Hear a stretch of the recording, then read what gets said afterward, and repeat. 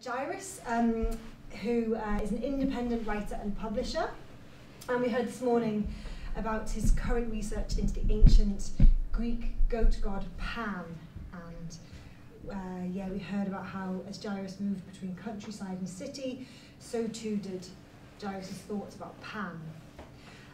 Jon Mason is a professional storyteller with a key interest in folklore and myth as a means to understand humanity's place in the world. And his PhD research considers eco-storytelling in the city. And Rachel Hopkin has come from working in the film industry. She's a screenwriter and lecturer, and her PhD investigates if the love shared between humans and robots in film can contribute to debates of human-robot relations in real life. Great. And I'm Liz K. Miller.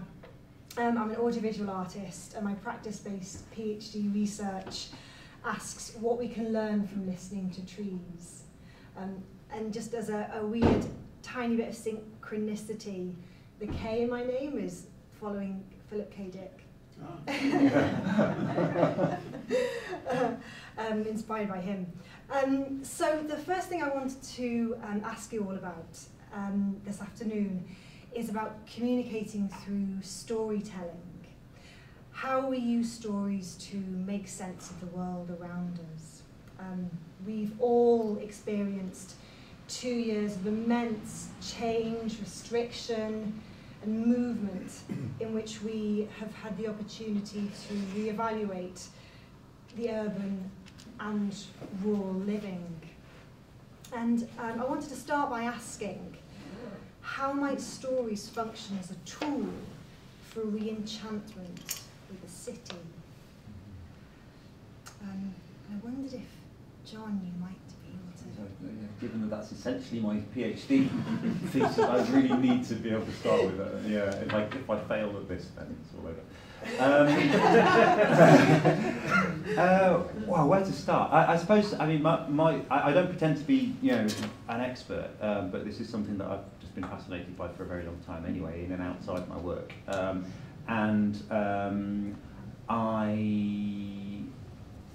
I definitely subscribe to the idea that it's just something innate in how human psychology has evolved, that we are storytelling beings.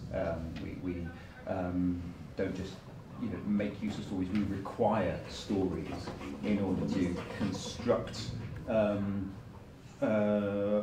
reality, I suppose, really. I mean, I would, I'm not saying that everything's relative, but I do think that we need to impose order on what is essentially the unpredictable chaos of physical existence, and stories are the way that we do that. And I first got a really clear sense of that insight when I was doing a master's in just straight contemporary history, and we were looking at oral history, and there was a really good article we looked at by Penny Summerfield where she described how interviews with Australian participants in the Second World War, both people who were actually in the armed forces and on the home front, kind of veered away from what had necessarily actually happened in an individual's lives in order to conform to an accepted narrative, to the story. And that just sent me down a rabbit hole I've not left yet, really, the idea that actually where there's a story, then we use that, and without a story, then we're in trouble. I think ultimately Terry Pratchett put it best when he said, we spray our fantasies on the landscape like a dog sprays urine. It turns it into ours. Once we've put fairies in the sinister solitary thorn tree, then we can decide where we stand in relation to it. We can propitiate it, or we can avoid it, or we can bulldoze it and declare ourselves free of superstition. but we need the story. Earlier in the same piece of writing, then he makes a comment about here be dragons on early medieval maps, and he says it doesn't matter whether it's accurate or not. That's what you put where you don't know what there is there, because better dragons than the void. And so that's why I think storytelling is so important. And I think it's part of how we understand our lives, even like from what we absorb through movies and pop videos and the news and Twitter and everything. It's still all just stories. And so when it comes to urban space, then what I'm very much enjoying looking at the moment is that there is this story, and I think it is a story, but that doesn't mean it's entirely untrue by any means, but there is a narrative that, which Gyrus, you touched on really well this morning, I think, the idea that nature and human life are divided, and that we have left behind nature, and maybe we need to go back to it. And I think there's a lot to be said for that. But if we only look at it within that story, then what we ignore is the fact that actually we haven't left story making behind. We're doing it all the time. And therefore, in principle, at least, we must still be doing it about urban space. And I think Gyrus gave us some brilliant examples of people doing that this morning, spontaneously, without even knowing that that's what they were doing. And so what I am interested in is let's look at that. Let's capitalise on that. Let's really understand that, so we have a much better understanding of ourselves as storytelling beings, and so that our narrative about what we've done wrong about the rest of the biosphere does not exclude the fact that we are still capable of using imagination to make spaces ours and to understand them, and maybe we need to be making use of that more. Yeah. Sort of the similar question from a slightly different angle. Rachel, how can stories be used to find the good in the city versus romanticising the rural and the past? That's a really interesting question. As somebody who loves the idea of the rural idyll, but at the same time can't quite pull themselves away from the city in London specifically, which I know Gyrus obviously has experience with as well, in trying to leave and coming back. I was just interested in what Jon was saying there about that human desire to tell stories, and it's what a theorist that I've been researching called George Rakasakis has been called the storytelling brain, and it's basically how as humans we have this need to, as Jon was saying, make order of our world and sort of control it by controlling a narrative about it. And that can also happen through anthropomorphism, which speaks to my research in terms of how we deal with technology, which never has to be anthropomorphized, or we just have to do it. But also that is not just something that's come up with tech; it's how we relate to the natural world, but not just the small natural world around us, but the larger scale natural world. And for example, gods as a cycle of anthropomorphism, and just thinking about how we might re-enchant the city through those same means, and anthropomorphize the city we're in, and in order to deal with that chaos and sort of make that chaos feel more like a positive sense of spontaneity. It's something that you see quite a lot in the films of particularly the late half of the 20th century, where the city becomes a character. And it happens with New York a lot, which people are probably, film scholars are probably quite familiar with. It happens with London in various things. I won't name the films, or maybe I should, but for example, Manhattan, I know it's Woody Allen's contentious, but for example, that has well been held up as an example of that. So I think talking of the ways we can enchant the city, following on from Jon's question you posed to Jon, would be sort of controlling that narrative. But I think that also speaks to the question that you posed to me in terms of how we can find the good in it and find positivity that urban landscape can provide for us in that spontaneity and the promise and also a feeling that we maybe are evolving with the city, that it's not just this symbol of corruption, which it has been since, you know, at least biblical times and also classical times as well, but something that maybe we can learn to live with if we can harness it through storytelling, I suppose. Great. Thank you. Oh, I've got, you know, some of my questions are sort of aimed individually, but of course, you know, it's a conversation, so if anyone wants to jump in on anything else, then please feel free. Yeah, in terms of communicating through storytelling, Gyrus, I was thinking about, you know, Pan, as the story of Pan. And this question sort of comes from a conversation me and Rachel had when we knew you were coming to speak. So if Pan is thought of as a god of dualities, do you think he's perfectly placed to be a deity of pastoral and urban, antiquity and modernity? I know you touched on it a bit in your talk, and I wondered if you could speak on that as well. I'm not sure about perfectly placed, because he's so entrenched as a god of nature. So I'm kind of conscious that what I'm doing is possibly can only be kind of like a side story, you know. I'm not sure, who knows, but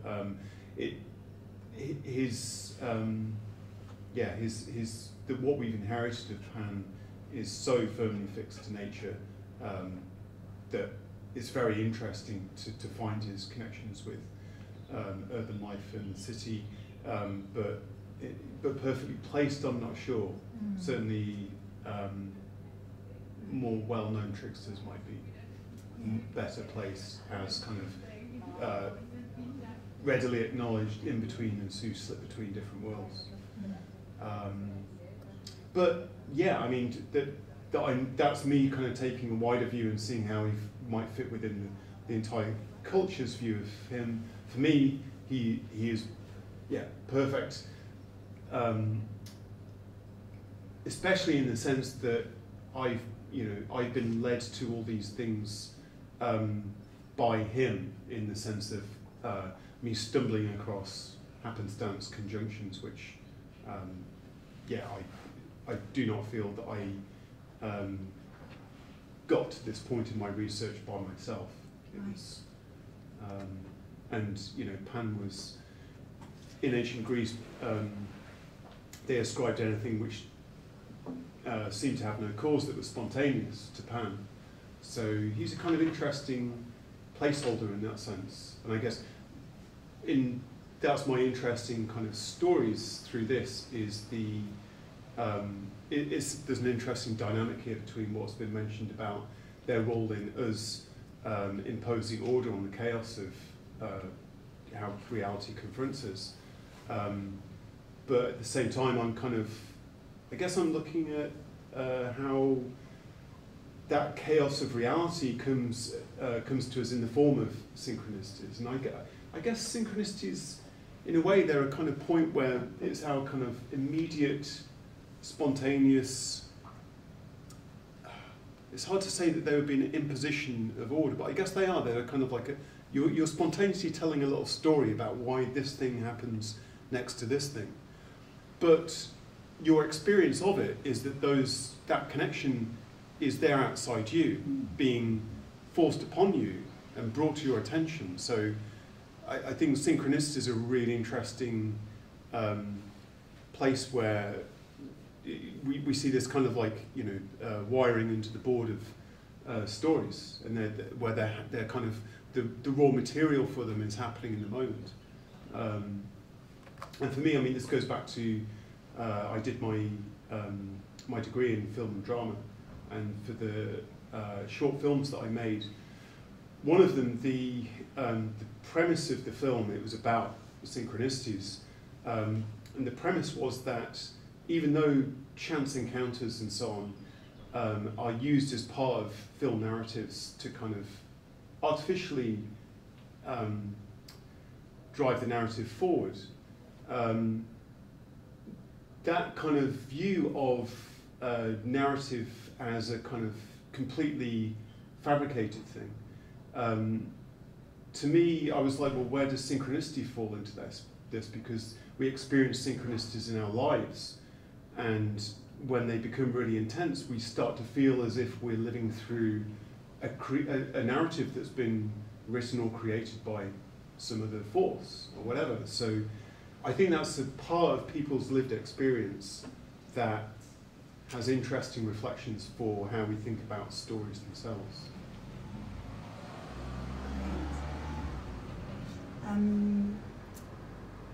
Before I move on, is there anything you'd like to add to? I think it's a really interesting point, and one that, I'm aware of and I haven't got answers for really either. I think part of what I struggle with, and I do think this is something that I am struggling with, is that just through education and adult life, we're encouraged to see things in such a rational way by mainstream society, aren't we? Such a very logical, materialist, rationalised way. Actually, to follow honest intellectual inquiry into these areas, then you have to start letting go of that a little bit, don't you? Which certainly it's a challenge doing a PhD where you're expected to then write about that in a rational, critical way. That's something that in the past few months I've come across bits of work by Helen Cornish and Tim Ingold and other sort of anthropology writers that have made me think this is an area that I really need to give a lot more thought to. But, we were speaking before the event started about the novelist Alan Garner, who's my hero. One of them, and he has written a lot in non-fiction areas about the idea that there's no such thing as coincidence.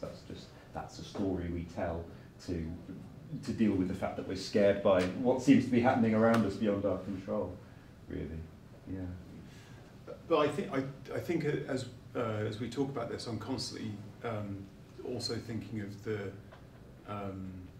kind of caveats to all this, which I feel this whole area of research is something I've been immersed in for a while, but it feels like the past 10 years or so, certainly the past 6 years, have been a bit of an education in the dark side of that, when these kind of, you could call them methodologies to be kind of fancy about it, but just ways of thinking or approaches to the world, when they're just kind of cut loose in the world. Now we see through conspiracy theory and the extent to which in phenomena like the Q phenomena, where people are pursuing the density of connections that are facilitated by civilization through the internet, with this belief that there's no such thing as a coincidence, generating incredibly destructive narratives that are shaping modern politics.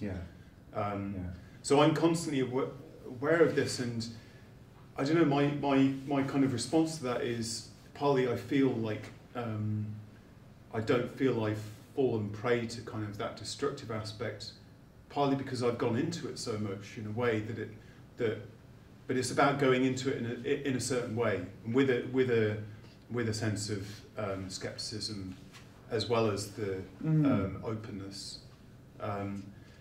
And it's, what can I say, it's a tricky area. It is the world of the trickster, so it's not going to lead to all good, but also it's not all bad. It's not like a, kind of like steer clear from that. And I think saying to just steer clear is a recipe for disaster, because we kind of naturally do this kind of thing anyway. And if people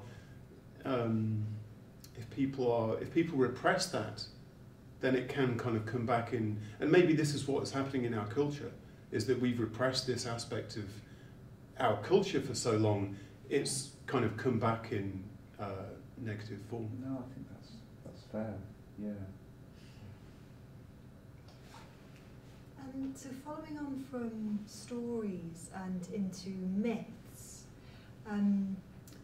this question is not individual, sort of open for all.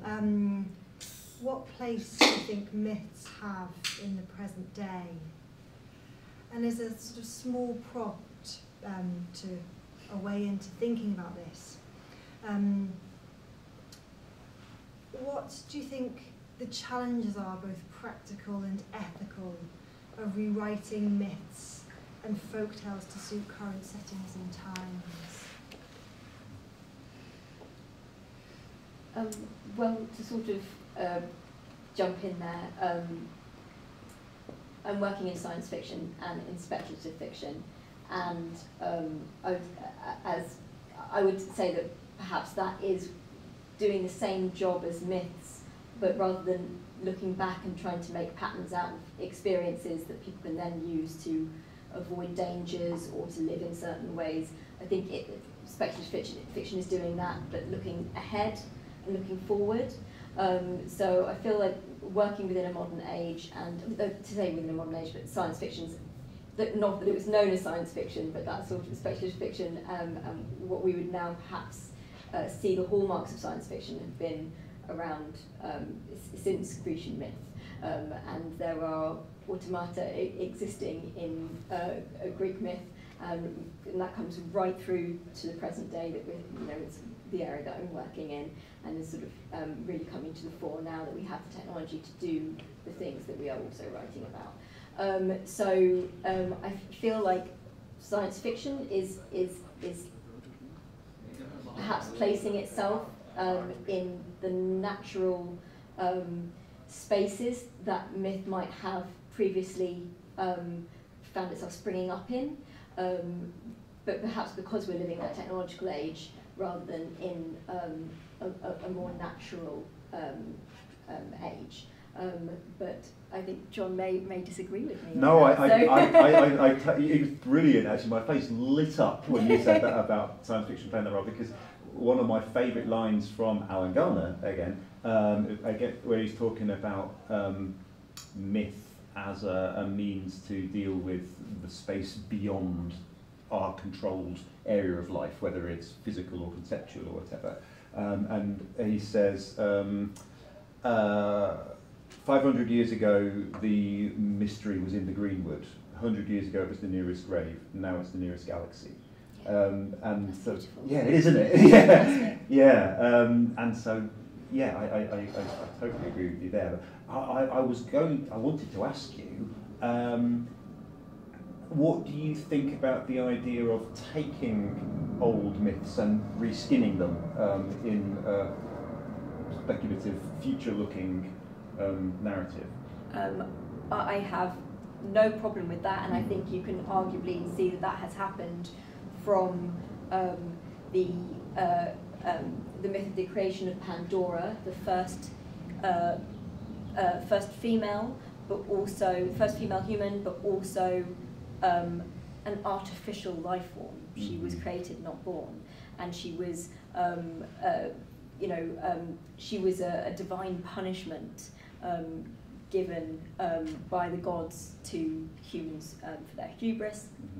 And then we see that again with the myth of Eve, for example, not myth, sorry, with the Eve story, and then there are particularly there's a writer called Adrian Mayer who writes about gods and myths and machines in ancient Greece and in ancient Greek myth, and literally draws the line from Pandora through to evil robot Maria in Metropolis, and literally looks at the imagery and the overlap there. So I think this reskinning, as you put it, I have no problem with that, and I don't think that is problematic. I think if that necessarily speaks accurately still to the human condition that we're experiencing now, I think that has its place. I think if there's a case of cultural appropriation for the sake of exoticism and entertainment, that's a different story, and that's more difficult. Yeah, there's a lot to be said about that as well, isn't there? Yeah, but no, I do think that a definition of myth could just be a story that says something that shows us something about human nature, human existence, that you couldn't put in literal words, and those things are timeless, to a large extent at least, or at least the ones that we keep on using are the ones that still resonate. And so if we do keep on using old stories, then that's because they still apply. Yeah. So just leading on from that, so from a post-colonial perspective, how do we reconcile calls from Indigenous storytellers for us not to appropriate their tales without respecting or even understanding their cultural context? Gyrus, we've been speaking for a bit. So. Sure. I mean, I would say we respect that. I mean, in terms of, I think, you know, from myself looking at ancient Greek myth, there's more than enough to do whatever we need to understand what we're going through from our own stories. So I don't see a great need to appropriate others, and as far as I'm aware, I've not watched a huge amount of them, but there's a thriving kind of indigenous sci-fi film genre or subgenre, so they're quite capable of adapting their own stories to our times. Yeah, I don't know, just listening to you talk through this, I keep thinking of there's this odd dynamic with our relationship to myth, where on the one hand, we feel like they're a kind of foundations, and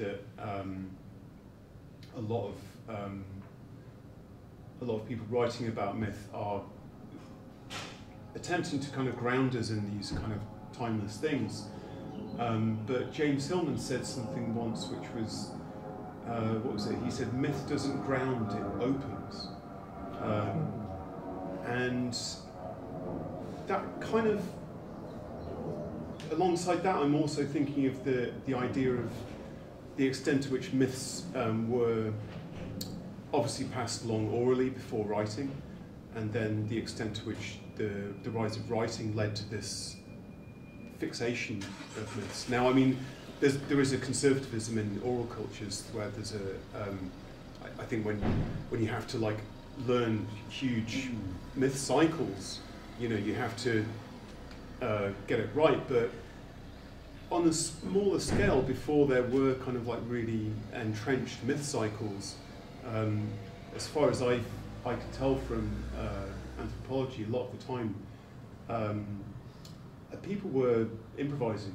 You know, there was a lot of spontaneity in, you know, how the storyteller in this village would tell a myth and then go somewhere else, and someone else would just introduce their own little things. So this kind of reflects back to what we were talking about, adapting old things for the present. It's like it's not a new thing that we're doing in adapting myths and deviating from some kind of printed, received, fixed version, which might, in the larger view of history, those kind of fixed versions may be the anomaly.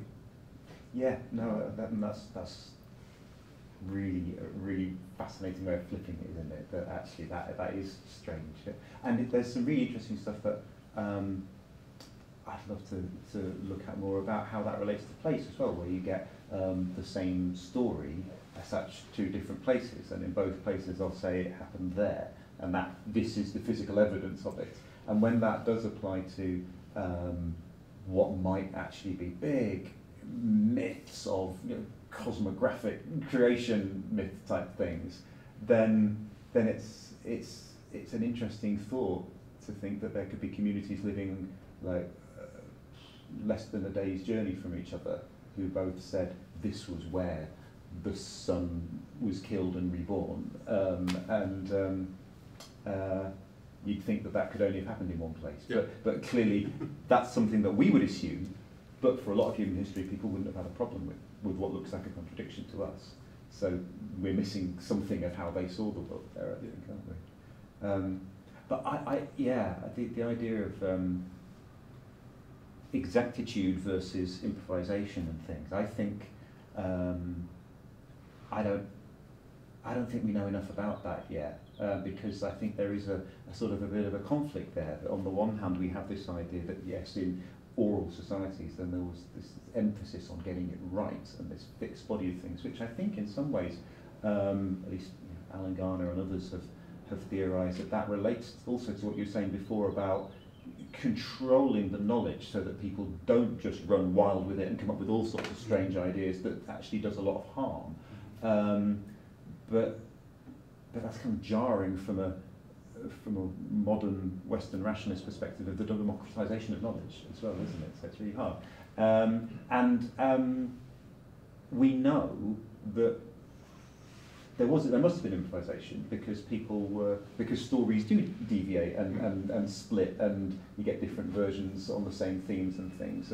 And I don't think, certainly I've not come across yet anybody who's really been able to properly nail down exactly what that process was in times before the age of mass literacy and people relying on the written fixed artifacts, because there must have been elements of doing it by rote but also improvising. And I think people make guesses, like maybe you're only allowed to improvise when you proved yourself to understand the body of material enough. But from what I've read so far, anyway, that people are still just speculating on that. But I guess one thing that you can do is look at oral societies that still exist elsewhere in the world. But then, linking back to Liz's question, you run the risk of characterising non-Western people as equal to the Stone Age past of Western society, which is incredibly dicey and offensive. In having had conversations with indigenous storytellers from North America who say, you don't know the context in which we would deem it acceptable to tell this story. It's not just entertainment. You can only do it at a certain time of day or something like that. So given that you don't know, given that there could be unknown unknowns, best just not to do it. Which does make complete sense, and it does make me think that actually the approach of a lot of people in the West these days to go looking at non-industrialised societies, the rural idyll, is actually just linking them with our own ideas of our own past in a problematic way, and is also possibly analogous with economic extractivism. Really, we go there, we take their stuff because it makes us happy, we do the same with their stories, and we see ourselves as having a right to do so. But then on the other hand, stories evolve because people improvise and pick up things that they've heard and tell it themselves later without asking whether there's a moral issue in doing that. And that's always been the case. And I don't know yet how we square the two, really. Talking a lot. Thanks so much, John. And everyone. I wanted to move on to intoxication, as this is the second theme of today. So, if this conference is about non-human communication, Pan is half goat, half human god spirit. Is there a part of the way that Pan communicates that as humans we might not be able to understand? And might intoxication help us understand that better? And my first thought on that is the Arthur Macken's Great God Pan, where this lifting of the veil, this medical experiment that induces the veil to part and you see reality for what it is, I guess that H.P. Lovecraft was heavily influenced by this. It's this kind of experience which just renders the person a blithering idiot. It just destroys them because it's too much to bear. Which has, that idea, I guess, has a kind of a heritage in religion and spirituality, just the burning bush or whatever, the vision of God that is, you have to avert your eyes. So that aspect is maybe the extreme end of it, which is kind of like, what Pan has to communicate is just inherently overpowering and incommunicable in any other form than kind of like how you get it from Pan. But I don't know. Past that, I don't know. I don't know. I think obviously that's a kind of like an extreme vision of this, but there's something in that of the incommunicability of it. Yeah. So obviously this is a paradox. You know, we're talking about storytelling, but I think that's one of the roles of storytelling, poetry, and so on, is trying to hint at or kind of talk around things that are otherwise incommunicable, and certainly aren't communicable in rationalized linear language. So maybe that's what I would think of, that there's something inherently beyond words that is at stake here. And I mean, this goes into my thoughts as I was putting the talk together about, if we're talking about what beyond human, what does beyond human mean? Are we strictly talking about something that, you know, I'm a human here and then that over there is non-human? But then I was thinking about my body, and there's an aspect to how I was thinking about beyond human which is actually kind of beyond ego, and in the sense that my heart, in some way I can't really call that, I don't know, it's its own thing. It's human, obviously, but it's alien in some sense. It's got its own power. I don't control it. So there's an aspect of control here. So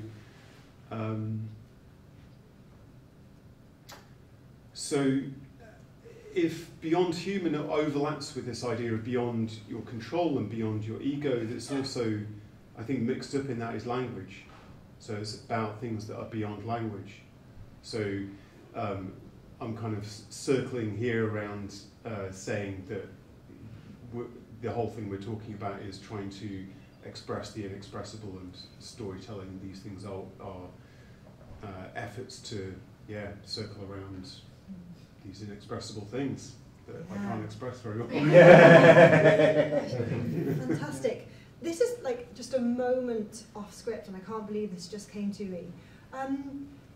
Is there any connection between the god Pan and the sort of chewing Pan?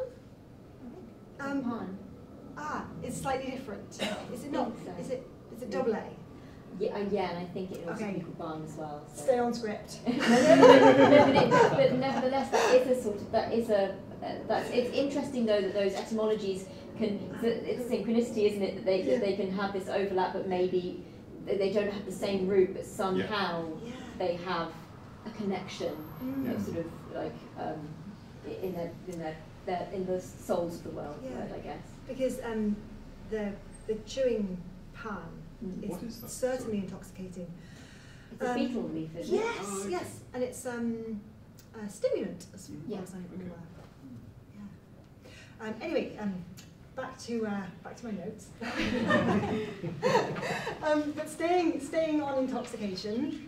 I've been thinking about the negative impacts of intoxication in relation to digitization, and I wondered if you might be able to speak to that, Rachel.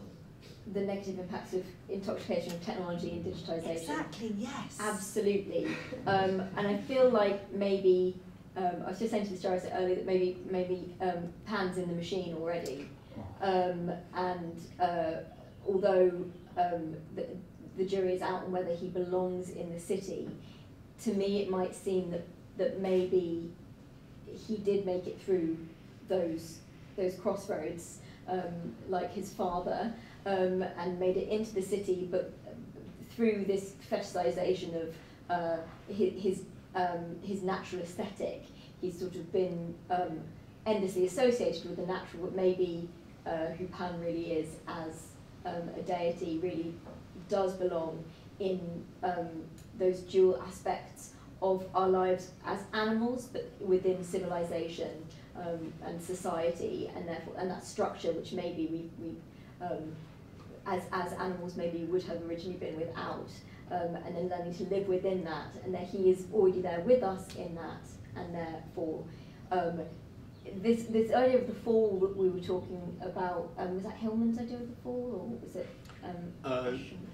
So sorry, I can't remember. Was it when I mentioned the biblical fall in relation to the severing? Yes, and just how we're learning to live with technology now is just another stage in that, and our move away from the rural to the civilized. I mean, it's really problematic terms in general, but and then now moving to an age where we are intimate with the technology in our lives, and therefore become addicted to it, and find the use of it necessary at every stage of our day and our lives.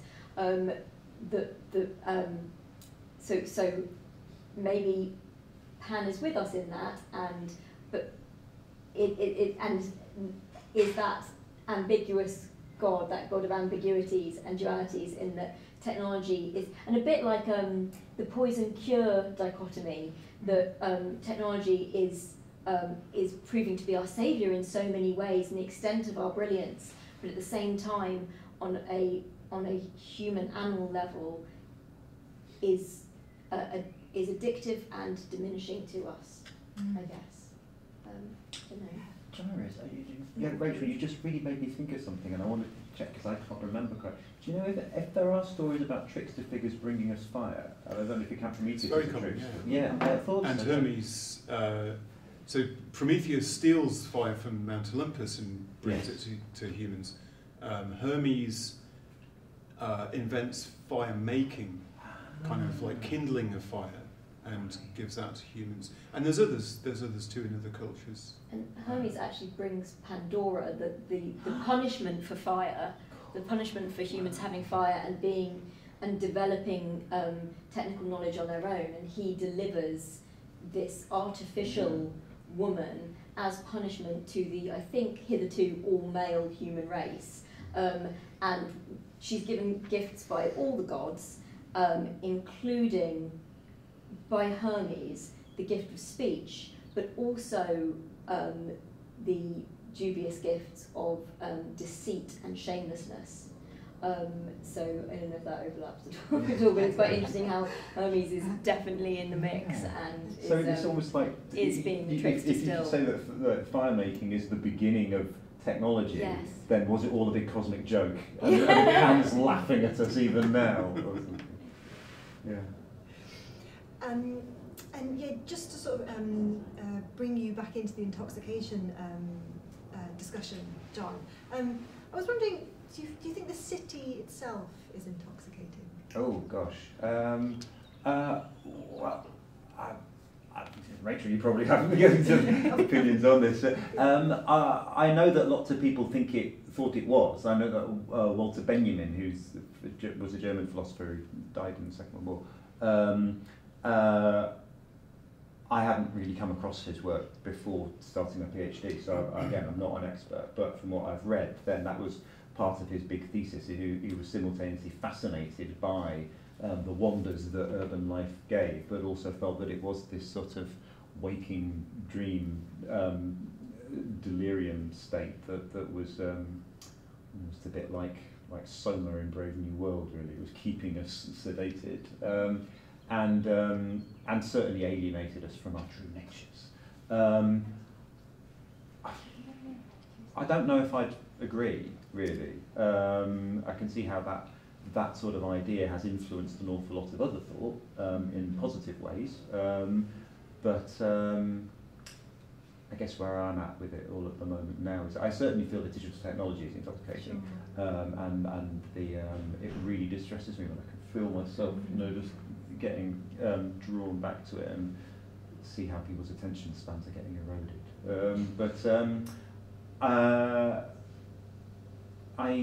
Speaking of attention spans, What was I saying? You know, so much of what I'm interested in at the moment is how much our capacity to use stories, for example, and to imagine things for ourselves has survived and is still going on. And so while I think urban life has certainly had negative consequences on our imaginations in that way, I wouldn't necessarily subscribe to the idea that it is inherently intoxicating in and of itself. But then, you know, I mean, you guys have spoken about how much you love living in London, and I am such a hick. And I grew up in the suburbs and small towns. I went to university in Bangor in North Wales, which is tiny, and I loved it. And my wife, who I met there, came there from East London and hated it because it was tiny. And I still just find London baffling. I really do. It can certainly be overwhelming, I think, as well. Cities in general, but London, I think especially, there's somebody said once that basically London is actually a city of tribes, and there's so many villages, so there's so much going on, and not just thinking about the city in the sense of the metropolis, but there are so many identities jostling within it. That's an aside, but so that's why it can be overwhelming. But I think that that dark side of the hedonism that the city offers in terms of intoxication for a lot of people, and everyone going, oh, you should move to London and experience that in your younger years, the same way you might experiment with other stimulants, as we were saying. It's certainly a stimulating place, the city. And then the dark side of that, of course, is, as we were just discussing, addiction. I know for me, I have tried to, you know, I've never got further than Surrey or Essex, away from London, basically. It's just like, I keep getting drawn back, even if it's something that actually I don't think I want anymore. And I think it's very interesting. I do think it's what your experience has been, and whether you have been naturally initiated in that. You know, when you get those particular plants which are really good for stress relief or whatever, which are growing on the side of a cliff in Siberia or something, and they're really good for stress because they've grown up under stress. And I sometimes think that maybe if you've grown up in a very, very busy, chaotic, beautiful city, which is laden with its own history, but also its own complications and certainly contradictions within it, you can maybe traverse that a little bit more easily than if you are from without, because I have friends also who've not been from grown up in London, who have gone and spent time there, and then they all will move out and go, right, thank you very much, that was enough, I'm leaving now, and they don't have the same sense of addiction, and they can go back to a different pace of life, which is perhaps the pace they wanted. And I think there's something about, this is just my experience, I'm not saying for everyone, something about being a Londoner where you get used to a pace of life that may not actually be good for you, but it makes everything else seem uncanny, I guess. But you know, I'm moving to Surrey in the summer, so back again. So maybe I'll finally. So literally just the tip of where I'm living is in London, and the rest of it is Surrey. So I feel like maybe I'll get away. And yeah, Gyrus, you. I was just thinking that, I mean, we're talking about intoxication and these kind of problems around it and so on. I mean, it's like right there in the word that it's this ambivalent thing of there's toxic right there in the middle of it. And I think whether you're talking about medical users of drugs or recreational uses of drugs, a lot of the time, I mean, the basic thing is usually it's just about dosage. It's okay, you know, dosage makes the difference between a poison and a cure, or a good time and a very, very bad time. That's kind of simplistic, but it gives you the idea that the thing in itself isn't good or bad. It's about the context, it's about how it's used, it's about the individual, so it's this kind of fundamental ambivalence that's there with intoxicants or toxins, and with the city. You know, we've all got kind of like different experiences of the city. Even one person could kind of like really love it up to a point, but then it's like overdose and you have to like retreat. So I think that's one of the things going on here, is this fundamental dynamic and the difficulty of us relating to something that's ambivalent. And our culture has an urge to declare something good or bad. but and is reluctant to deal with the messy contingencies of what makes it good or bad in particular circumstances. That's a great answer. Yeah. And then we've got probably just a few more minutes. I wanted to ask you a final question for everybody about intoxication and a more than human reality. So I was thinking about liminal spaces and experiences. So how do the liminal spaces and experiences of intoxication compare to when you put on a pair of VR goggles and you're immersed in the augmented reality of the metaverse? A little specific. And perhaps you might have needed to have spent some time in the metaverse. I've not actually spent time in the metaverse, but I have spent time in augmented reality, and I actually think that's an extremely liminal space. But it actually, because it exists both virtually and but it makes you engage with your real environment in a way that VR does not. So VR being the way you wear the goggles and you exist in the metaverse, and augmented reality, when you point your phone, you can see Pokemon running around. Yes. You know, so I actually think that while VR can be a really good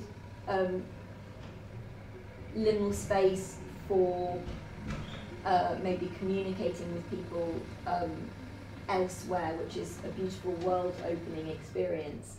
AR can really help you experience your own environment in a different way, which I think is really positive, and why perhaps that's being picked up by environmental and heritage sectors, particularly in being exploited that way, and finding ways of using technology that doesn't turn us away from our real environments that need to be protected and cared for. But then that's approaching these from both these aspects from a really utopian angle, because literally just yesterday I was reading about the metaverse and how a researcher using VR in the metaverse her avatar was sexually assaulted by 4 other people in the metaverse. And I don't know much about it, so I just read about it yesterday. But just to go that, so we can have these really sort of high expectations for the uses of these technologies, but then maybe when we get intoxicated by the idea that there are no victims of our hedonistic actions, and those brutal actions, which are you know, leading us back to Pan and things like that. So again, with this dual-faced God that opens up these incredible possibilities for connection, also therefore you know, also being representative of our dark side, where we sort of some people can't interact in a positive sense with other people. Slightly off topic, but no, it actually links straight back to what Gyrus was saying just before about it's all about this finding the balance between the dosage. Also, I mean, first thing that popped into mind when you told that story was the problems in ayahuasca retreats of abuse, you know, because this is an inherent thing when there's something that opens you up. Usually it's to potentially good and bad, you know. Yeah, of course, because then you know that in those liminal spaces, perhaps where you're losing your sense of reality yourself, and maybe therefore your inhibitions as well. So those are the spaces where you can become intoxicated with your own awareness or lack thereof, maybe. I don't know. And the internet is absolutely obsessed with liminal space as well. I don't know if anyone's noticed, but Creepypasta loves it, for example. I don't know. I mean, I had a bit of a thought which was sort of tangentially related, but I think what you guys have said has really sort of qualified it very importantly. But that was just that I have very limited experience of actual hallucinogens and intoxicants in that respect. But I think maybe I was going to say that there's something about fantasy itself being like a sort of a safety valve, really, is the way that I've often put it, or like a bit of a bubble that we can escape into, which enables us to engage with ideas and work out what we think about them. So, just to wiggle off tangent, just to explain what I mean, that when people say to me, I don't really like Lord of the Rings because I don't really understand why you get into something that's not the real world, and I'm so sad for these people that they're missing out on something, but not because just I like Lord of the Rings, but because I think the whole point is it enables us to look at things like how one would deal with adversity by not actually having to go through the adversity ourselves. It's a flight simulator, to paraphrase something from a completely different study. So I was going to suggest that maybe there's a difference in the a virtual or AR world. There's a recognition that that's not real, whereas there's more, at least there's more of an existing body of tradition that what happens on a trip of any kind might be real, even if it's just a manifestation of something subconscious within you, or if it's something from outside you. But actually, what you've both just said shows that in both those situations there can be really harmful consequences in the real world. So I don't think that's really sufficient on its own, what I'm saying. Yeah. So I hadn't intended this panel discussion to finish with the sort of slightly negative consequences of intoxication, but we are coming up to 5:30.